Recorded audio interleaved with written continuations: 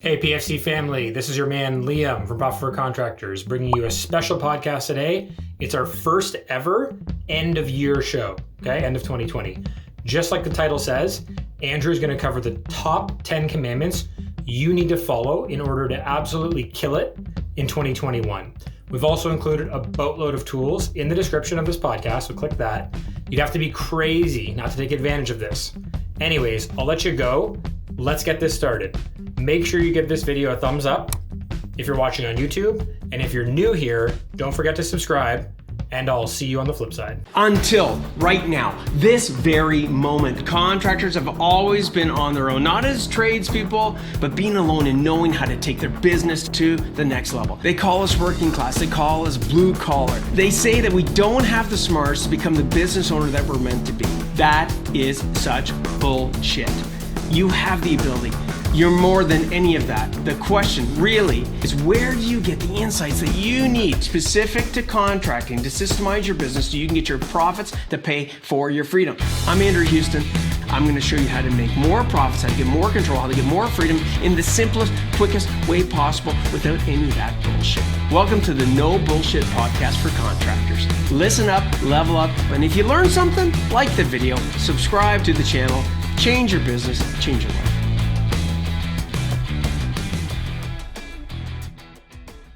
All right, people, this is it. When I say it's it, this is not just a no bullshit podcast for contractors, but this is a pretty special podcast today that I'm doing because we're approaching the end of the year. So you're either, finishing up 2020 or you're already in the 2021. But at the end of the day, you're sitting listening to this podcast going, man, I want things to be better. Okay, better with my business, better with my life. So welcome. We are going to rock and roll this. I'm titling this one, The 10 Commandments to a Record Year. All right. So time to rock and roll. Like I said, many of these podcasts, it is no bullshit. I want you guys to walk away with tactics, tricks, tips, insights to make your business better. But this one is a little bit unique because I want to give you guys the insights on how to create a record year. And I'm going to reference like the top 10 commandments that, you need to look out for and you need to think about. It's going to be a bit of an audit. We're going to go step by step through this. So you guys are going to walk away with insights such that you can have a game plan going into 2021, or if you're into 2021 right now, that you can actually, write out your game plan, lock and load it, and get real focus, right? Get a pathway for success. Too many times you hear people say, yeah, man, I'm going to plan to have a new year, a better year. I'm going to plan to make things change. But the problem is we don't have a plan to know how to plan, right? If you don't know how to plan and you don't have the tactics to knowing how to plan, you're sort of euchred to begin with. I mean, you can have all the intentions in the world, but if you don't have a method, an orderly method, a systemized method, that's going to allow you to know where to start, where to focus, where to begin, and where the greatest opportunities are for your business, unique to you, but in a very systematic, principle-driven way. Well, then you're in trouble to begin with. So let's do this. So first things first is what? The first commandment. So let's see. What do we got as the first commandment? We've written some of these things down. I'm just going here. Okay, here we go. Yes, I wrote these things down. Most of these podcasts, I don't write this stuff down. It's just letting her rip from the heart, from the head, and from the mind as far as insights. But this one here, I definitely put some structure around because it requires structure. So the very first thou shalt not out of the 10 commandments, the kick ass, okay, is number one, is the hope for success. Thou shalt not hope for success. Now, what the hell is that? What kind of commandment is that? And by the way, I'm not trying to be a religious man here. I thought this would be something, though, that, you guys can actually have a bit of a good crack at and have some meaning behind it. So the first commandment is one of the most important ones. And these commandments are in order. Why? Well, number one, hoping for success is not going to get you success, right? Too many times we have, hope is a very important thing that fuels our tank. It is a needed thing. We got to have some form of hope, but when we're trying to create a game plan, you cannot hope for success, okay? So we've got a plan for success. You might have heard that before, but You've got to have a method to do that, okay? So here's how the method's going to work, okay? The number one, the first thou shalt not is the hope for success, or that thou shalt not hope for success. The plan for success, what you have to do, guys, is you have to audit your business, okay? You have to identify in an orderly way, where are the cracks, where are the holes, so that you know where to start, okay? And when you're planning for success, one of the key things that we want to keep in mind is that there is an unlimited amount of tactics and strategies that can improve every single one of these areas that I'm going to be covering off. There is no question that you cannot improve these things. Not just improve them, you can fucking crush these things, all right? But you've got to make sure that you're auditing and you're being honest with yourself as I go through these things. So that brings me to the second thou shalt not commandment. So thou shalt not, commandment number 2, let others run our calendar. So guys, one of the keys to planning is having some form of a map that is time-based, okay? Now, if you haven't gathered, if you haven't gone on to, onto our Facebook and downloaded one of these tools, which is the 90-day planner, I'm highly recommending you do that. This is a template. Now, I know it's called the 90-day planner, but let me be clear about this. The 90-day planner is just a gauge, okay? It's to give you some reference of time. I'm not promoting that everybody needs to have a 90-day plan. I think that's a load of bullshit, okay? The 90-day planner, it gives out a time frame of 90 days, but here's the reality. You've got to plan out as far as you can handle. Now, what do I mean by that? If you can't even think about planning out, what you want things to be in 2021, by the end of January, how in God's name are you ever going to be able to lay out a 90-day plan? Doesn't fucking make sense. You got all these guys in these books, and I'm not out to bash them. Okay, they're trying to do a good thing. And look, I'm not trying to be Mr. Know-It-All neither. But the reality is that you've got to be able to stretch yourself beyond what you can currently see. So if you're on this podcast, here's the very first thing, okay? As far as thou shalt not let others run your calendar, is think about how far out that you can see, okay?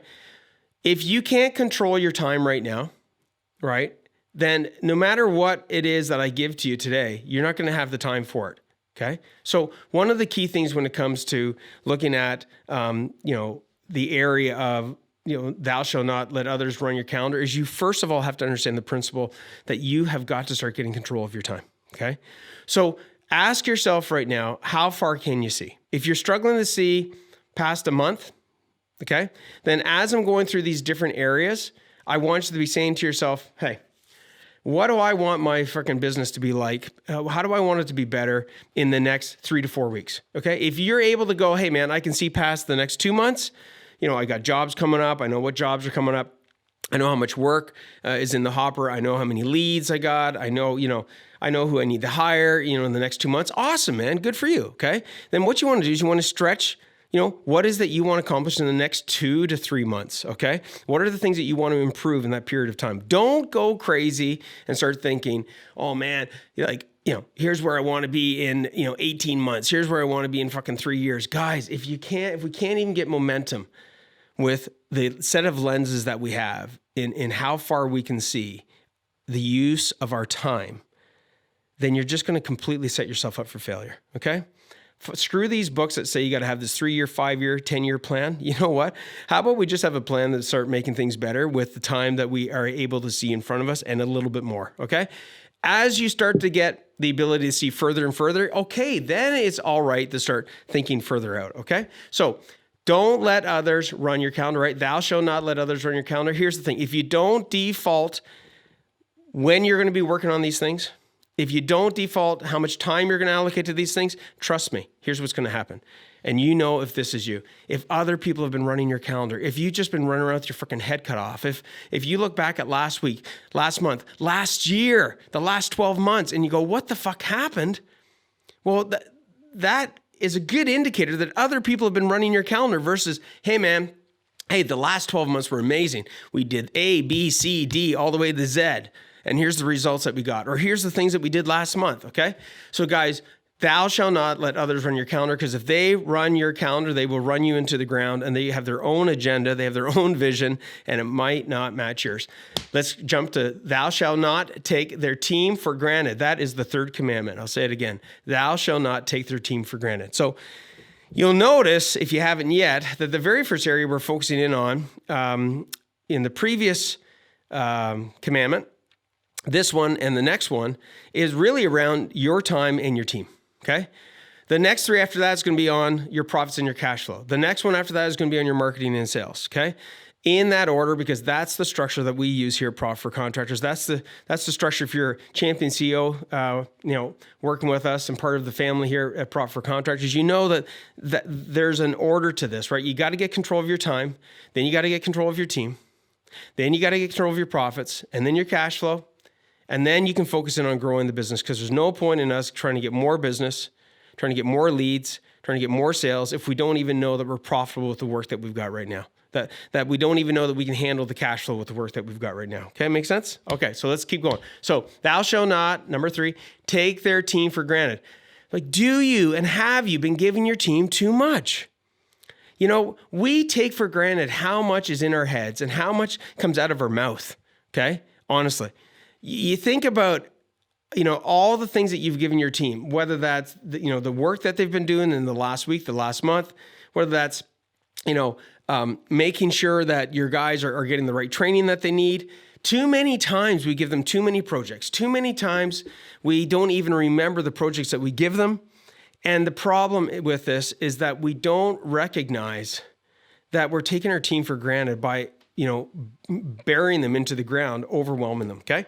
So another part of this commandment of not taking your team for granted is, do you know who your A players are? Like, do you really know who those people are that are by your side? And are you treating them as A players? Too many times we deal with the squeaky wheel. We deal with the guys that are the complainers, the guys that show up late, right? Oh man, I got to give that guy more attention. I got to make sure that I'm on his ass. Come on, guys. The people that should be getting most of your attention are the guys that are fucking paying the bills, doing the work, getting shit done on time, right? And those are the guys you should be patting on the back. Those are the guys you should be spending more time with. But meanwhile, guess what happens? Those D players suck the fucking life out of us. They take the time away from us that should be spent on the A players. So in 2021, are you really going to be able to build a team of A players? Well, I'm going to tell you right now. You're going to be able to build a team of A players by recognizing who the A players are. So guys, when you're looking at trying to build an A team, if you haven't watched or listened to the podcast with Peter McGrath, where he was talking about like how he built an A team, how he was, he was able to very quickly see that he was a dictator, right? He didn't realize how much work he was putting on the weight of it, on the shoulders of his team. He didn't realize how many projects he had started and stopped and started and stopped, and the frustrations that his team were having. One of the things that was happening was that your team wasn't buying into what you wanted. Your employees don't want to live in a prison cell. Your employees, trust me, do not want chaos. A fucking players. If you have any A players, and 90% of you guys out there have A players, you don't even know it, okay? But the A players, they want to be tested and they want to be measured because they want to show that they can perform. You become of the mindset that, you go in and I should be able to just tell you what to do and you should be able to follow it. And there shouldn't be any questions and there shouldn't be any discussion about it. It's basic stuff. And you should be able to deal with it. The contractors or entrepreneurs, we actually take a little bit of pride that we can handle all this shit. Yes. Yeah, we do, right? Watch me do it. Yeah, watch me do it, right? And then we come in like a dictator with a fucking baseball bat and we start beating people over the head going, I need this done this way. I need this done that way, okay? The craziest part is that we're given advice and we don't even know what should really be done, right? The reality was he wasn't letting his team be A players because he was actually holding his own freaking team back from performing, okay? So make sure, thou shalt not take their team for granted. In 2021, you can't do that, guys. You can't do this alone. You've got to make sure that you delegate efficiently to scale. You got to make sure that, we've got a great tool for you guys to use, the top 5 money-making meetings. Yes, it's about meetings, but here's the thing. Meetings are meant to optimize communication. And if you don't have structure around your meetings, if they're not purposeful, Okay, and I'm not talking about meetings that are every fucking topic under the sun. No, you need to have specific meetings with specific purpose. We've got the whole agendas put together for you guys. There's 5 of them, and yes, they are about making you guys more money, making you build an A team, and taking your communication to the next level. So make sure you get that. We'll have the link down below. So that was thou shalt not take their team for granted. That was number 3. Let's go to number 4. Thou shalt not believe that there's no A players out there. That is such a load of bullshit, because I'll tell you what, how many of your team members that we just talked about are not getting the support that they need? How many people do you have, even if it's 1 or 2 A players? I don't care if you got a 5-person team. I guarantee you have 1 or 2, okay? If you got a 20-person team, you probably got about 5 or 6. If you got a 50-person team, you probably got about, 10 to fucking 15 A players, and probably more. I'm sandbagging. The sandbagging mean I'm being conservative, okay? So what does this have anything to do with this bullshit thought of thou shalt not, of this bullshit, mindset that we have of, thou shalt not believe that there's no A players out there. There are so many A players out there. Why? And here's my point. Because all those A players that are working for you right now, unless you've created an amazing culture, an amazing environment, an amazing place for them to grow and foster with you, beside you, and ahead of you, right? Because you want to build people that become smarter than you, okay? So that it's not just you. Here's the reality. All those players that are part of your team that are A players, if they're not happy, then they are your competition's opportunity to grab more A players. But you could be the flip. You could be the one that's attracting those A players that are working for your competitors. You could be the one that's dominating your marketplace. You could be the one that's got the best environment, okay? Go on to our Facebook group. Guys, you'll see lots of references to people that are part of the Champion CO community, part of our family at Profit for Contractors that we work with. And hey, my man, how's it going, brother? Good. Randy, come on. Oh, you going to Washington, dude? Okay, perfect. So guys, seriously, make sure that you understand there's a ton of A players out there. And those A players are working for your competition, and they want to work for an A player owner, A player leader, okay? Give them that opportunity by creating that environment and attracting those A players, because there's tons of them out there. There's tons of unhappy, people working for contractors, okay?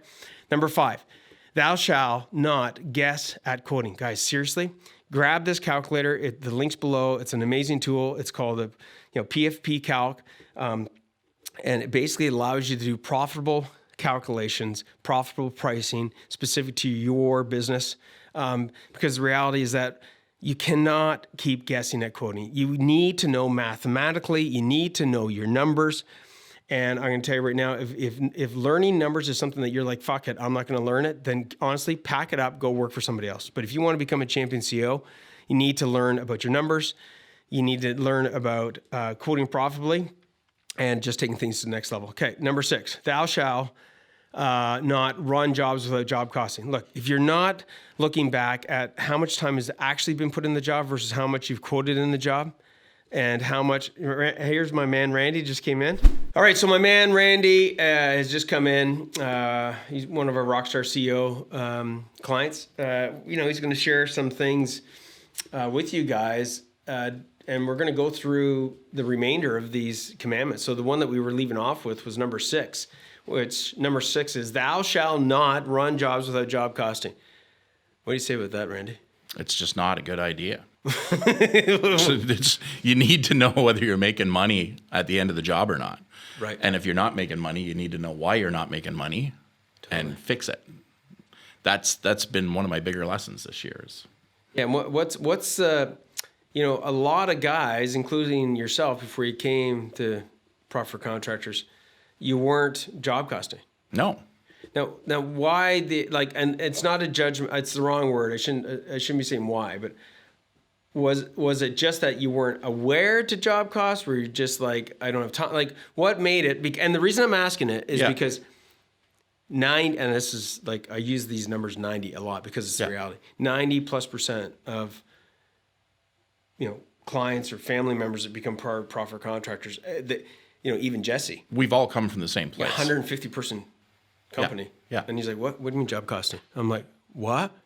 So tell me about it. Why, or what is the reason that you think a lot of contractors don't do it? Because a lot of us are on the tools all day long. Yep. And when you're on the tools all day long, and then you come home and you've got to invoice and you've got to make sure your material's together for the next day, and you're doing all the things to make sure that tomorrow happens. Yes. And you're not paying attention to what's going on the bottom line. You know, it's interesting. You just brought up something, and again, on these podcasts, I never know what's going to come out, and you just gave a big aha moment for me. You're probably like, "What the hell what are you talking about, Andrew?" Right? It's true. We as humans are so focused in on what's ahead of us. Like, what's next? What's next? What's next? What's next? That it's not part of our DNA that go, oh, what just happened? No. But we don't, right? As tradespeople are like, okay, what's next? We don't go, oh, what just happened? It's like, no, what do you mean what just happened? I just freaking finished the job. Well, I know you finished the job, but what actually happened on it? I don't know. I got to start another job. Yeah. Yeah, I need material at another site tomorrow morning. I don't have time to look and see what happened. Yeah.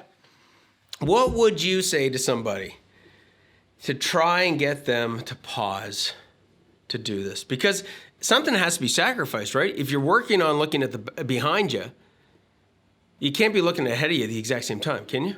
I don't think that any business can grow without somebody in the office paying attention to the numbers all the time. Right. And I took myself out of the field, hired people to be on the tools, and put myself in the office to make sure that the numbers were where we needed them to be all the time. Okay. And I don't think, unless you have the time at 9 o'clock at night when the house is quiet to go back and do the paperwork and try to figure out, but then you're just sacrificing more family time, right? To try to get to where you need to be. It's tough, man. So you either need an administrator in there or it needs to be you, or somebody needs to be in the office all day long, staying on top of what's going on in the field. So I'm going to come back to the question I had. Yeah. And then I want to come back to this, should be, you should have an administrator or something like that. I want to come back to that. So don't let me forget, okay? But I asked the question, like, you can't really look back and look ahead at the same time. I said that, right? Yeah. Yeah. Yes, you can. Job costing is looking back to look ahead. Yeah. Because if you're fucking up something, right? If the guy that you got ordering the material or something on a job repeats itself, a bad thing repeats itself, right? You're never going to be able to correct it, true? True. So looking back actually is about planning ahead, because you're not going to be able to see that before you started doing this, you couldn't see what was really going on. No. And the purpose of this is not just for this job, it's to improve for every other job beyond that job. True? Yes, definitely. So everybody listening in, looking back, and people say you can't look back and look ahead. Yes, you can. That's like such bullshit. People tell you that. Yes, doing job costing, you are looking back, but it's to help you with that job and it's to help you with what's coming up. The next time you go to quote a job, has it affected the way you quoted jobs? Oh, immensely. Tell us. Well, because my margins were coming in at 5% net, right? I'm like, I'm doing all this work and I'm not making any money. And that's with me being on top of it and doing everything right and getting it done on time. Everybody hear that? So here's Randy staying on top of these jobs, doing everything right in his mind. And still, when he went back and did job costing, right, without doing that, he still wouldn't have seen, right? You wouldn't have seen how little freaking money you were making. No. Right. I had no idea. Right. Just look at the gross sales for the year, right? You go, oh, it must be a good year. Yep. Exactly. And then you look in the bank account and go, well, I don't know what happened this year, but and with all the software and stuff they have out now, it's not hard to job cost now, because everything, if your bookwork's current, everything's there. Absolutely. All the time. Every day you can look at a job and go, why'd we spend this $175 on that job yesterday? Absolutely. Where'd it come from? What's it for? Right. And as long as everything's laid out in the books properly. What softwares do you use? Just share I'm using QuickBooks Online and I'm using Service Fusion. There you go, guys. And between the two of them, Service Fusion tells me at the end of every job exactly how much profit I made at the end. Love it, guys. Okay, so you guys heard it. QuickBooks, okay, it's an accounting software. You guys should know, most of you should know what QuickBooks is or what QuickBooks is. I use QuickBooks. There's other softwares out there, but anyways, QuickBooks I've gone through a lot of different software. It's the most used software out there for accounting, and it has a ton of features on it that that you guys could use to identify how much money you're making or not making. Right? Yeah. Totally. Okay, so thou shalt not. And on that point, we put out some job costing training with Jay. Right. So if you guys want to go take a look at that, you can. Next one, number 7. Thou shalt stop being used as a bank. Randy. I had this conversation with my wife just 2 days ago, actually. 2 years ago, I never had less than $25,000 in my accounts receivable. I was chasing money. I was spending 2 to 3 days a month driving around chasing money so that I could collect checks and get money in the bank and cover us. I looked at the books last night. I have $209 out owing right now. And what was the change? And let's bring this back. I'm sure most of you guys listening in, you contractors, you know what we're talking about, but let's just emphasize this. What do I mean when I say, thou shalt stop being used as a bank? But letting people owe you money for 90 days. Because whose money is it? It's Randy? my money. You got it, dude. You got it, guys. So what were some of the changes that happened that allowed you to improve, One, it was knowing exactly where my numbers are on a day-to-day basis, so I know what I need, and I can project forward so I can see where I'm going to run into a problem 2 weeks from now. Right. And I can see who's 10 days in arrears. Right. And people like to pay with credit cards now, so setting up with QuickBooks Online and be able to receive credit card payments. Oh, but Randy, wait a second. Oh, those the extra 2%, Randy. Yeah, just jack your rates 5%. There you go, It's guys. okay. You hear that, everybody? Yeah. Jack your rates 5%. Like, seriously. And they say it's a 3-day wait, it's a 4-day wait for your money, but the more transactions that go through, if someone processes a transaction today, it'll be in my bank account tomorrow morning. Totally. Now, and doesn't the credit card companies give insurance against that?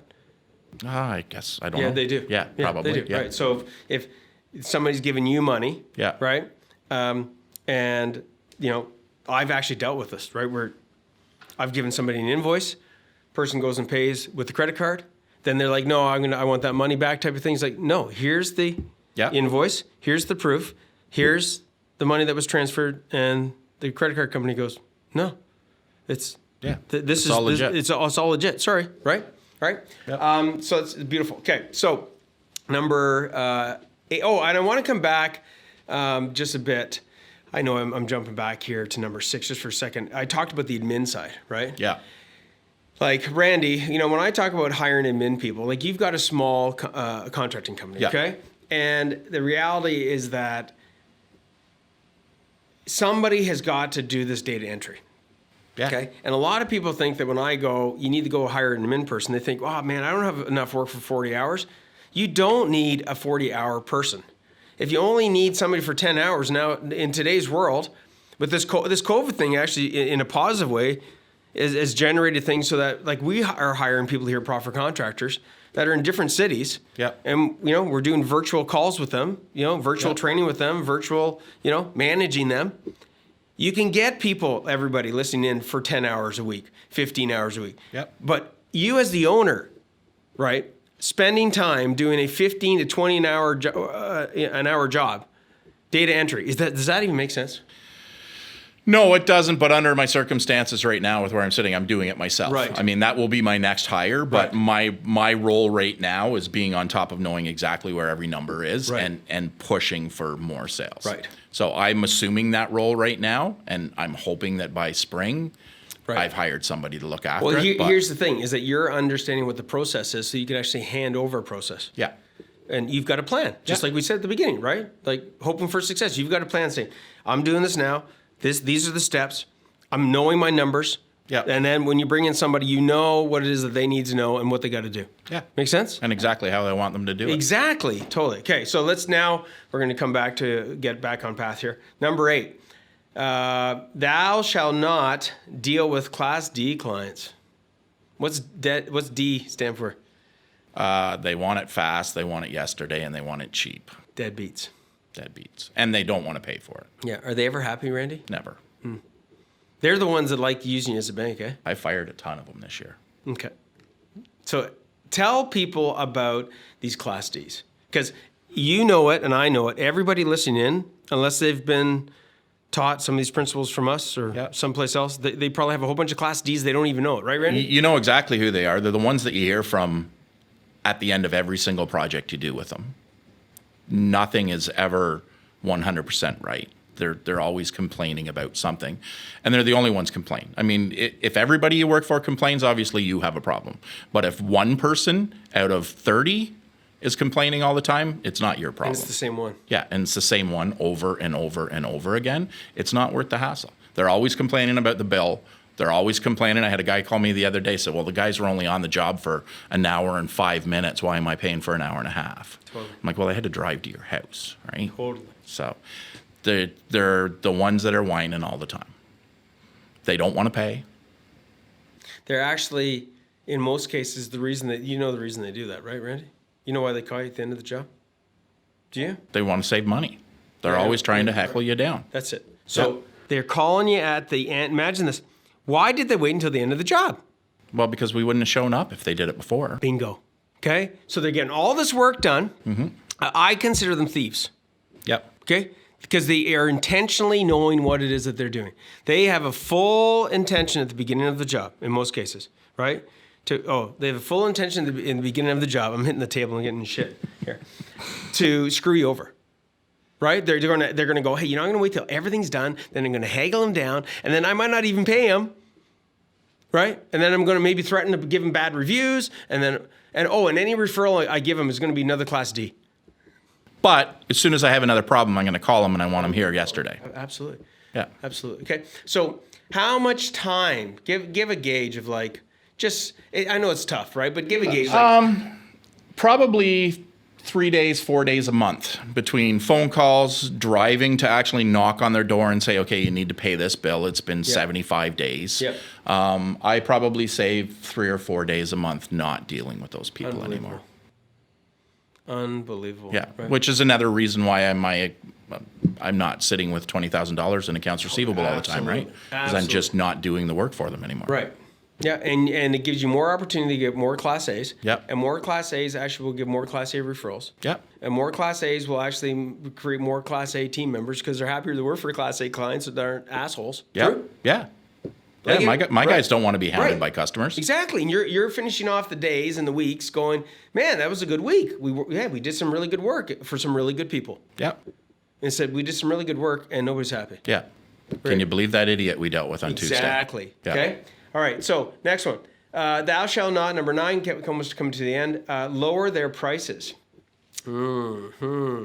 Randy just told you a couple of commandments ago to raise your prices. Yeah. How many contractors do you think, Randy, will say, when I go, you need to raise your prices, they go, or, you got to raise your prices. They go, what are you talking about? I need to lower my prices. Why are we saying don't lower your prices? Well, for one, we all have our profit margins we want to work on, right? So we're all in business to make money at the end of the day, not to give free work out to people. Right. And if you get trapped into that, okay, if that is your selling proposition, then you're always dealing with Class D clients. By the way, this is why, Randy, this is why you're here, dude. Yeah. Okay. Like you get This is the whole part of the program. This is the whole part of it. Okay. Everything is in unison. Everybody understanding this? Like lowering your prices attracts more Class Ds. Yeah. More Class Ds. I know we're almost finishing number 10 here, but more Class Ds, man, get you, a worse freaking accounts receivable. More Class Ds, create an environment to have your team members not want to work for you, or the only people that want to work for you are Class D freaking team members. Guys, it's a domino effect, right? Definitely. Totally, okay? And as far as raising your prices, guys, here's the thing. You've got to make sure, okay, now get into number 10. Thou shalt not sell like a used car salesman. Okay, now what do I mean by that? Let me just elaborate on this, and then I want to get your input. Okay, Randy? Yep. You've got to stop look, most of you guys listening in, men and women alike, if you're the owner of your contracting company, the odds are you probably have some natural sales skills. Yeah. You probably have a charisma. You probably have, the ability to, have people that want to talk to you, and you don't mind talking with people, for the most part, right? Otherwise, you wouldn't be in business. True? Randy? Yep, definitely. But the curse of that is it's not systemized. Yeah. Right. And if we don't have a systemized sales process, what happens, Randy? You can't pass it on. You're doing it yourself all the time. Totally. You can't delegate it. Totally. Now, does a systemized sales process mean that you're quitting jobs profitably? Well, yeah.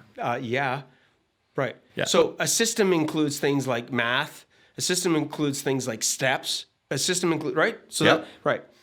So that we can have consistency. Okay. So, I mean, Randy, you're trying to get more work, right? Yep. You're trying to get more business. If you don't know what your conversion rate is on the quotes that you do, and you're like, man, I need to get more business.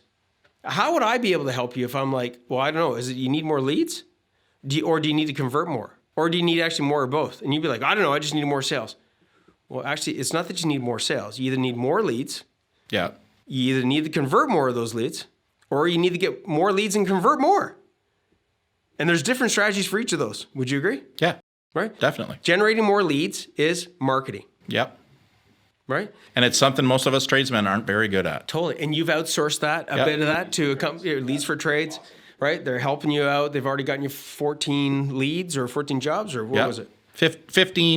21 extra calls in the month of November. 15 of them actually turned into work. Gold, Jerry. Okay? Yeah. We are not marketing experts. No. Stop thinking that we are, right? And you might be good at sales, but the problem with that is that you're not consistent. Yeah. If you don't know what your conversion rate is, how are you ever going to know if you're converting enough? Did you convert more last month than this month? I don't know. Well, that's a bad answer. Why is that conversion so important in the sales process? Well, one, it lets you know how many leads you need in the door in order to generate enough money to get through the month. Totally. It lets you know where your pricing's at. If you're winning 100% of the jobs you're pricing, then it's probably time to double your prices. Well said. You know what's funny, Randy? A lot of guys come to us, and I'll say, not all of them, but a lot will say, I go, so what's your conversion rate like? Oh man, we win like 80, 90% of our jobs. I'm like, well, you sound proud of that.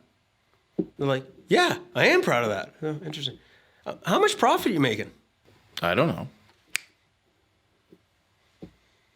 Anybody listening in, you should not be winning 100% of your jobs.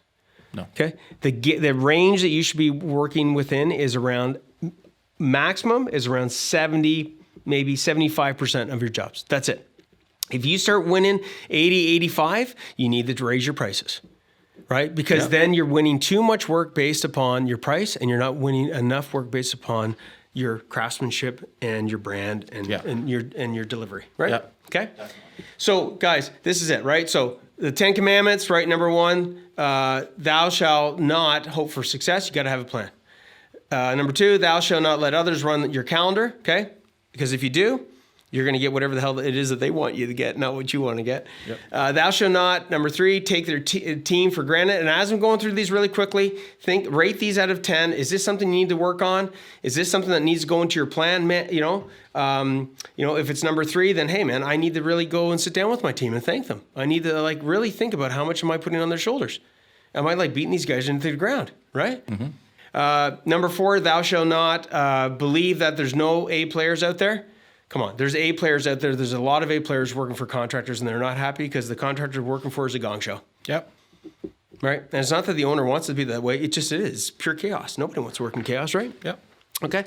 Next one, thou shalt not guess at quoting. Guys, you got to make sure if you do not know for certain what you need the price at, you need to put this in your plan. You need to get the pricing for profits calculator. You need to figure this out, your break-even margin and your profit break-even, okay?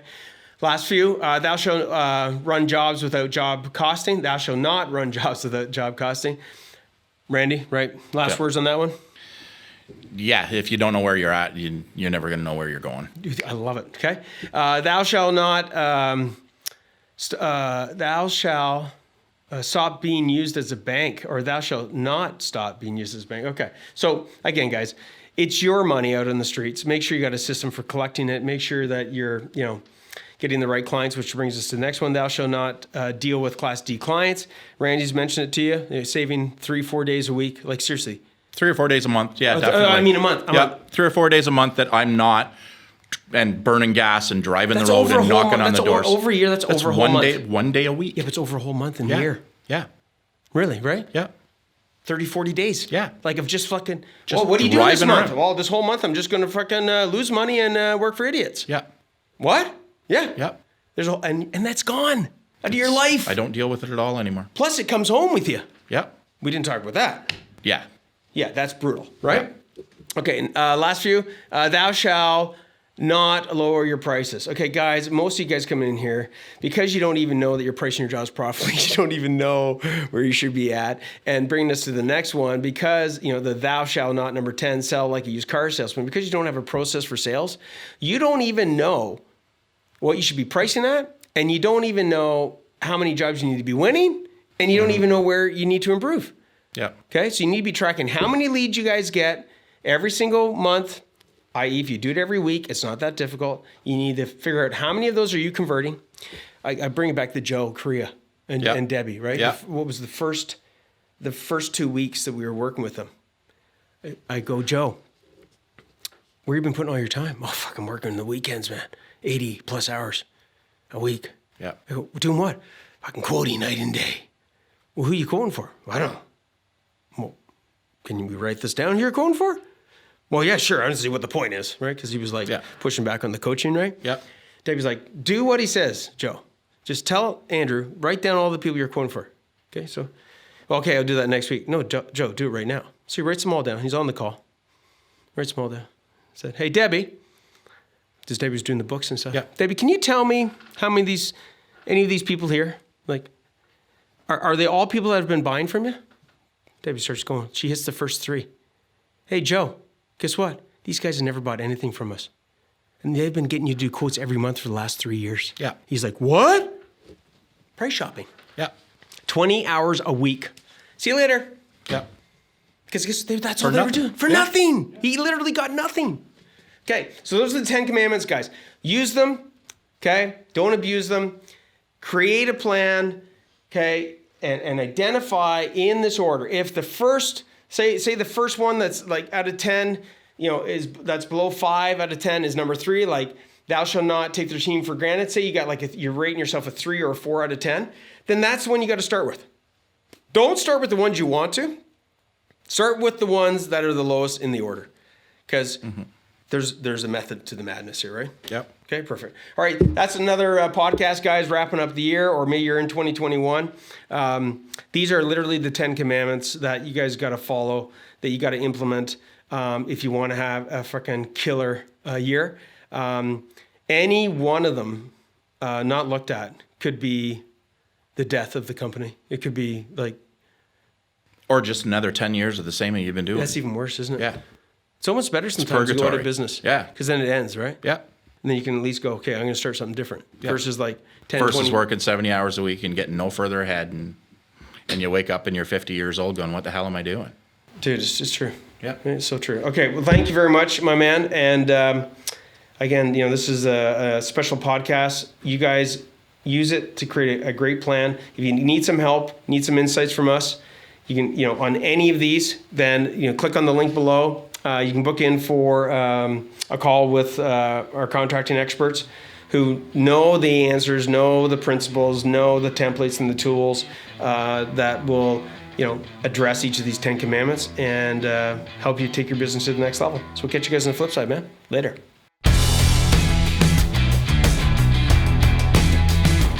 Thanks again for watching the Profit for Contractors No Bullshit podcast. Don't forget to like this video, subscribe. If you're new here, we release these podcasts every Tuesday and Friday at 11 a.m. Eastern. We'll see you next time.